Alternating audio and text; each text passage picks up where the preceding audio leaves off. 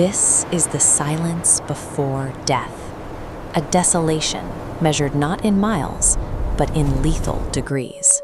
Welcome to Yakutia, Siberia, the coldest inhabited place on Earth.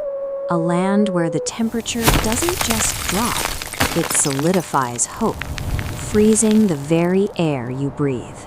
Today, the mercury didn't just bottom out, it vanished, yielding to the absolute cold. Minus 71 degrees Celsius, minus 96 Fahrenheit. A temperature lethal to any unprotected living thing in a matter of minutes. Yet here lives Baba Yana, 90 years old, her entire existence defined by this brutal edge. Her life intertwined with the survival of a rare, precious flock, the priceless Verkhoyansk snow sheep. Irreplaceable, the ultimate prize in a starving world. She was alone, isolated by infinite miles of frozen wilderness. Then the wind changed. It brought not just cold, but a deeper, primal warning, a shift in the great ecological balance, an impossible, relentless hunger descending upon the tundra. The cold had driven them from the deep forests, forcing the pack into unheard-of coordination. Not dozens, not hundreds. A documented collective of over 1,000 Arctic wolves. The largest, most desperate wolf invasion recorded in modern Siberian history. For Baba Yana, the small wooden pen was now the last bastion on Earth. Her immediate defense, primitive, desperate, barely adequate for the extreme weather, let alone this threat. She knew their tactics. They wouldn't rush. They would use the cold as their ally. They sought weakness.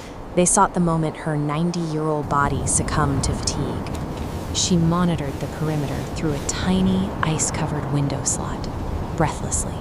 The first night was a brutal test of pure willpower, not physical strength. Every sound amplified by the cold stillness. Every shadow, a predator moving closer. Then the siege began. A single, unified chorus of death erupted from the plains. The perimeter was weak wood and frozen ice, totally insufficient against their coordinated weight. She had fire, but the minus 71 degrees Celsius temperature devoured the heat instantly, creating only minor steam. Traditional defenses, noise, light, scent barriers, they failed against this sheer number. The pack was too large, too desperate, too driven by mass starvation. Their patience was terrifying. Measured movements in the lethal dark. Day 2. Baba Yana's reserves dwindled. Fuel, food, and energy were running desperately low. The wolves escalated, organizing simultaneous assaults across 3 different sections. A diversion, a feint. She couldn't cover every angle of the tiny compound. One breach, a sudden flash of white fur, and a spray of warm, dark blood against the snow. She sealed the gap with frozen desperation. A sacrifice averted, but the cost was immense. In that moment, she understood. Physical strength would not win this war. She needed something the wolves feared more than their own absolute starvation. This is where survival transcends logic, where ancient knowledge takes over.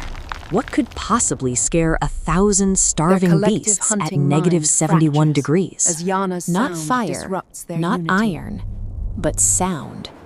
Amplified, distorted, unnatural. The ultimate, shocking Yakutian secret weapon, handed down through generations. It wasn't a gun or a trap. It was the ancestral call of a mythical apex predator. She didn't scare them off.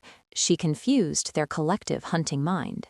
The sound replicated the territorial threat of something vast, inhuman, and terrifyingly close. A frequency tuned to shatter the wolf pack's discipline, their single greatest strength. Chaos erupted.